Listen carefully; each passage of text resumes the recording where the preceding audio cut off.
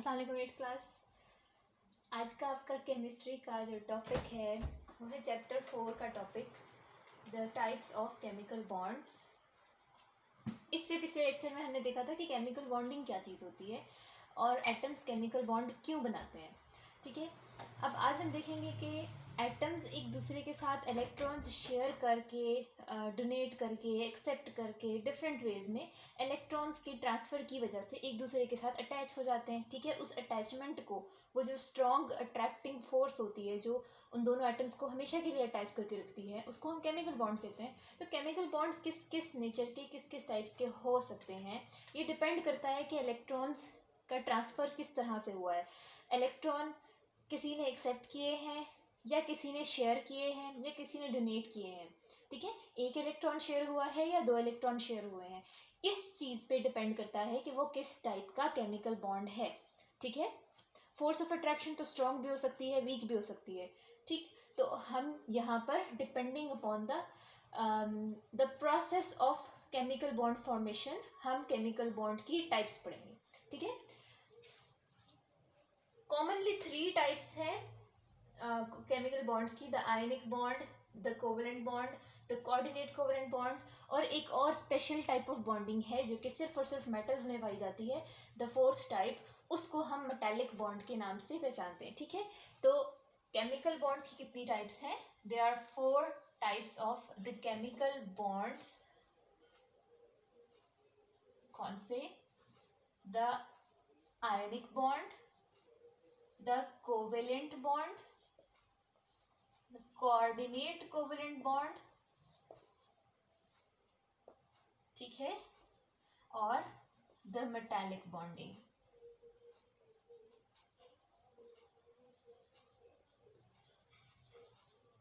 ठीक, atoms in 4 तरीकों से एक दूसरे के साथ अटैच हो सकते हैं। ठीक है, either forming ionic bond, covalent bond, coordinate covalent bond और मेटालिक बॉन्ड। ठीक है,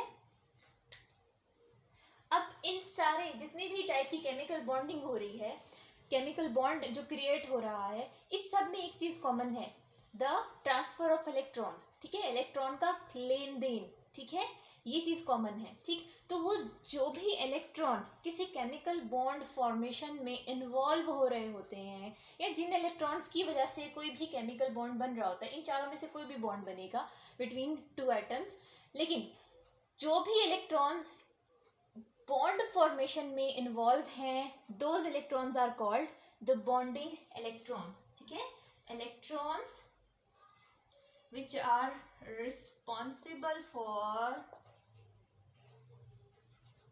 the chemical bond formation between 2 atoms are called the bonding electrons। ठीक है,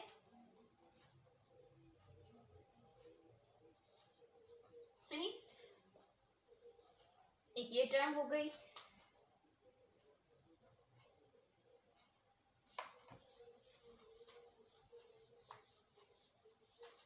बॉन्डिंग इलेक्ट्रॉन्स हमेशा किसी एटम के आउटर मोस्ट शेल में ही प्रेजेंट होंगे। इनर शेल के इलेक्ट्रॉन्स कभी भी केमिकल बॉन्ड फॉर्मेशन में इन्वॉल्व नहीं होते। ठीक है, आउटर मोस्ट शेल के इलेक्ट्रॉन्स ही केमिकल बॉन्ड्स बनाते हैं। ठीक, तो वैलेंस शेल के सपोज एक एटम है, उसमें 6-7 वैलेंस इलेक्ट्रॉन्स हैं, यानी आउटर मोस्ट शेल में 6 या 7 इलेक्ट्रॉन्स हैं, तो क्या सारे के सारे बॉन्ड्स बना रहे होंगे, सारे के सारे किसी से शेयर होंगे? नहीं, ऐसा नहीं होगा। जितनी उस एटम की रिक्वायरमेंट है बस वो उतनी बॉन्डिंग करेगा।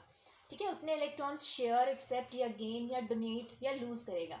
ठीक है, तो वो इलेक्ट्रॉन्स जो केमिकल बॉन्डिंग में इन्वॉल्व हो रहे हैं, जो शेयर हो रहे हैं, जो किसी और एटम के साथ उसके साथ उसको डोनेट हो रहे हैं या कुछ भी, ठीक है, वो इलेक्ट्रॉन्स वैलेंस शेल के सिर्फ वो इलेक्ट्रॉन्स जो किसी केमिकल बॉन्डिंग में इन्वॉल्व हैं, जिन्होंने कोई बॉन्ड बनाया है, जिनकी वजह से दो एटम्स के दरमियान बॉन्ड बना है, उन इलेक्ट्रॉन्स को बॉन्डिंग इलेक्ट्रॉन्स कहेंगे। और वैलेंस शेल के वो सारे इलेक्ट्रॉन्स जो कि बॉन्डिंग में इन्वॉल्व नहीं है एट अ पर्टिकुलर टाइम। ठीक है, जिस टाइम में हम उसको ऑब्जर्व कर रहे हैं, उस टाइम पर अगर वो इलेक्ट्रॉन्स वैलेंस शेल में प्रेजेंट है लेकिन वो बॉन्डिंग नहीं कर रहे, then they are non bonding electrons. ठीक है, एट द सेम टाइम जो भी इलेक्ट्रॉन बॉन्डिंग में इन्वॉल्व है, that is the bonding electron, जो भी इलेक्ट्रॉन बॉन्डिंग में इन्वॉल्व नहीं है एट अ पर्टिकुलर टाइम, ठीक है, हो सकता है कि वो लेटर ऑन बॉन्डिंग करे, लेकिन जिस टाइम पे हम उसे ऑब्जर्व कर रहे हैं उस टाइम वो बॉन्डिंग में इन्वॉल्व नहीं है, that is called the non bonding electron, ठीक है। तो सबसे पहले हम first type of chemical bond को देखते हैं, द आयनिक बॉन्ड, ठीक है। नेम से क्या इंडिकेट हो रहा है, a bond which involves the ions, और आयंस क्या होते हैं, any atom with a positive और नेगेटिव चार्ज, ठीक है। तो आयनिक बॉन्ड ऐसा बॉन्ड जिसमें एटम्स नहीं आयंस हो, ठीक है, कैटाइन और एनाइंस इन्वॉल्व हो, सही। तो अगर हम ऑब्जर्व करें, अगर हम अपने प्रीवियस लेक्चर्स को ही रिकॉल करें, तो चैप्टर नंबर 3 में हमने देखा था कि ग्रुप नंबर 1 और ग्रुप नंबर 2 पीरियोडिक टेबल के जो स्टार्ट के 2 ग्रुप्स थे लेफ्ट साइड पर, ठीक है, वो जो एलिमेंट्स थे they were capable of donating their electrons, losing their electrons easily, ऐसा था ना, ठीक है। ग्रुप नंबर 1 और ग्रुप नंबर 2 के एटम्स कुछ इस नेचर के हैं, मेटालिक इन नेचर हैं, यूजुअली दे आर मेटल्स, और उनकी नेचर कुछ ऐसी है कि they have low electronegativity values, ठीक है, they have low electron affinity values, तो उनके आउटर मोस्ट शेल में जस्ट 1 और 2 इलेक्ट्रॉन्स होते हैं। तो हमने क्या रूल देखा था कि जनरली जिन एटम्स में लेस देन 3 इलेक्ट्रॉन्स होंगे, वो आउटर मोस्ट शेल में लेस देन 3 इलेक्ट्रॉन्स होंगे, they will prefer to lose their electrons to gain stability, ठीक है। तो ग्रुप नंबर 1 और ग्रुप नंबर 2 के group number 1 and group number 2 of the periodic table, इसके जितने भी एलिमेंट्स हैं they prefer to lose their outer most electrons, यानी कि उनकी टेंडेंसी क्या है, they will convert into cations, ठीक है।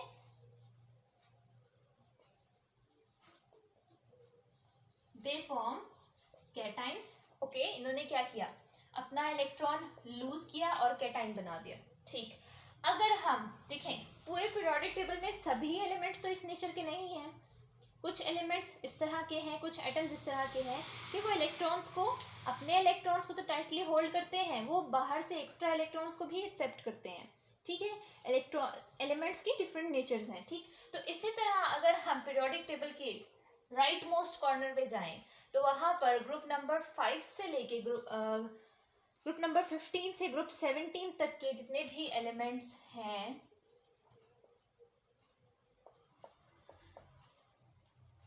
they are non-metallic in nature, they have very high electronegativity values, they have very high electron affinity values, ठीक है।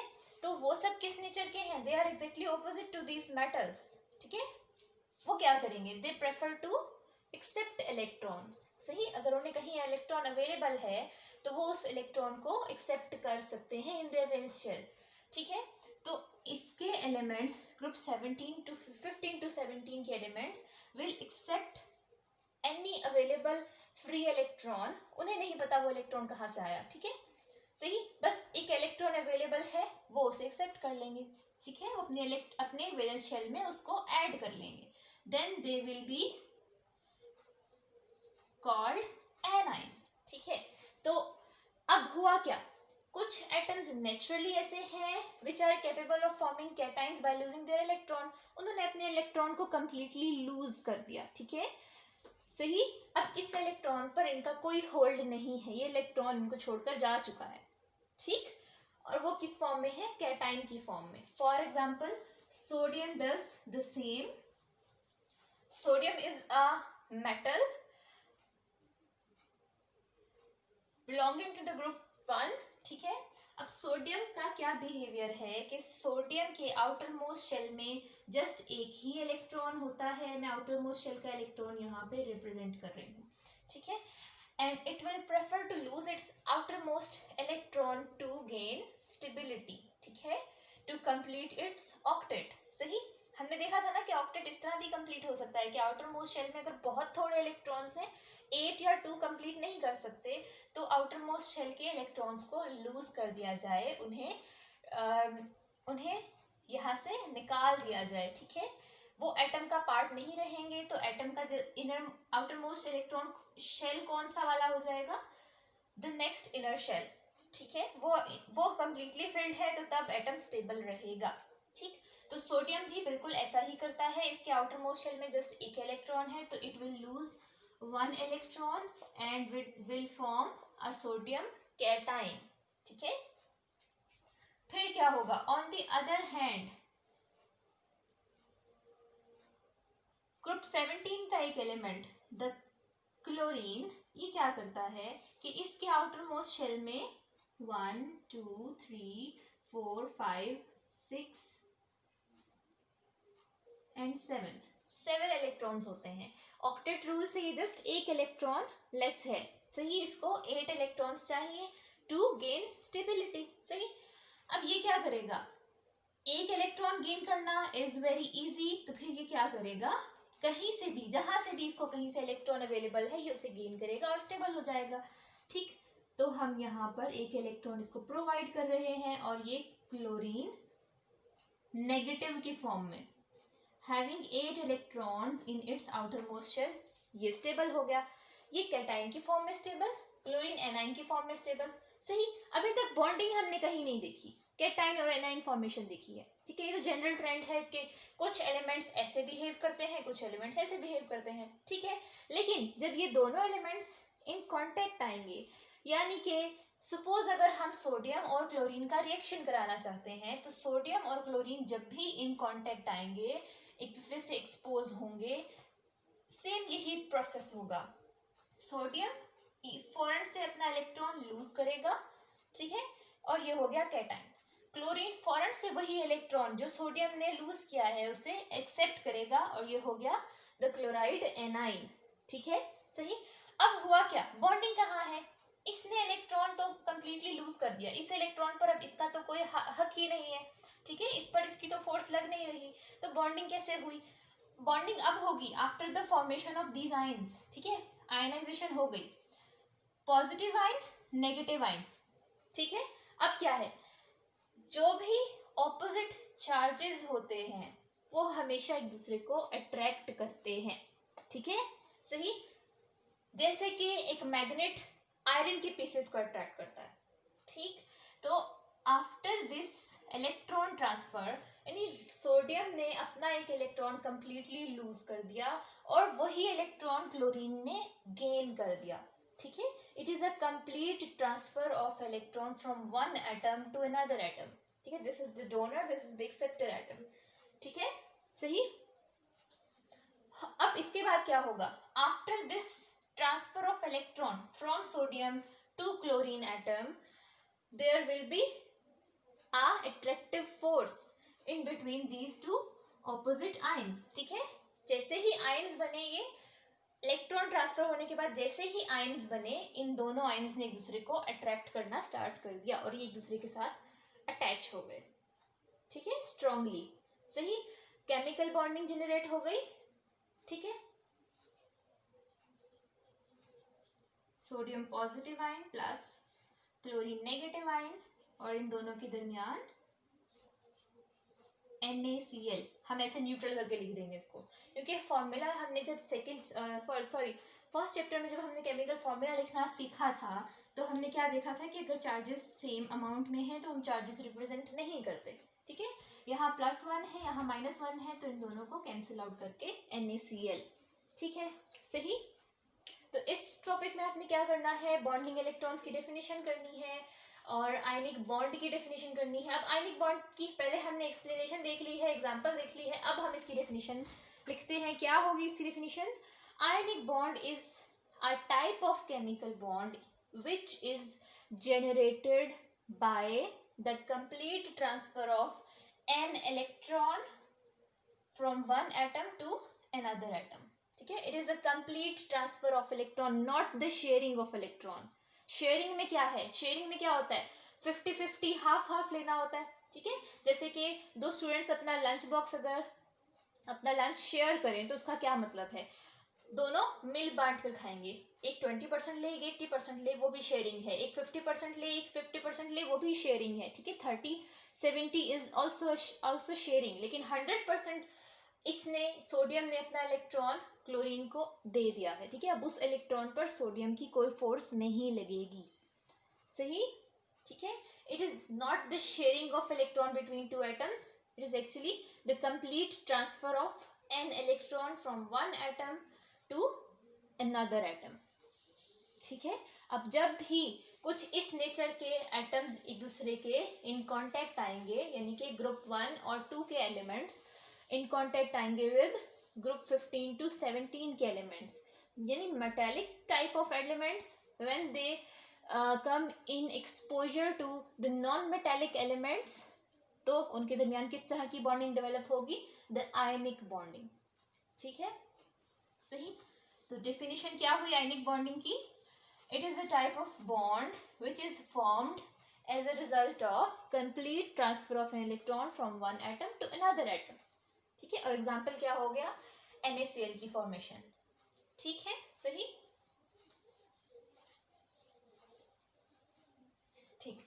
अब NaCl एक कंपाउंड बन गया. हमने देखा sodium and chlorine will combine to form the NaCl compound. ठीक है, it is actually an ionic compound. ठीक, आयनिक कंपाउंड की भी डेफिनेशंस आ जाया करती हैं.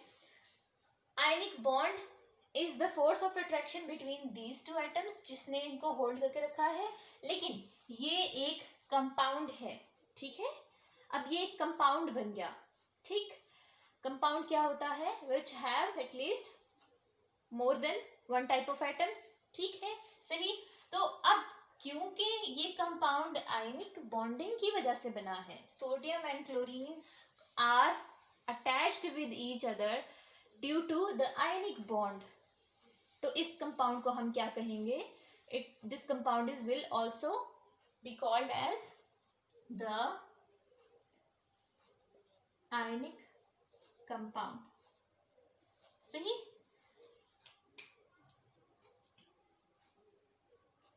ठीक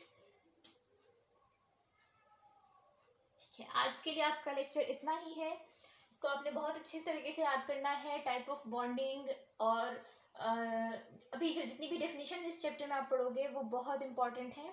ठीक है, लॉन्ग क्वेश्चंस आगे आएंगे. अभी तक लॉन्ग क्वेश्चन कोई नहीं आया इस चैप्टर में. जब भी लॉन्ग टॉपिक आएगा, लॉन्ग क्वेश्चन के पर्सपेक्टिव में आपने इसको करना होगा तो मैं आपको बता दूंगी. ठीक है, अभी तक सिर्फ शॉर्ट चल रहा है और ये बहुत इंपॉर्टेंट शॉर्ट क्वेश्चन हैं. केमिकल बॉन्डिंग की definition, why atoms make bond, और टाइप ऑफ बॉन्ड्स में से किसी एक की डेफिनेशन विद एग्जांपल, इस तरह के शॉर्ट क्वेश्चन इसमें से बहुत ज़्यादा आते हैं.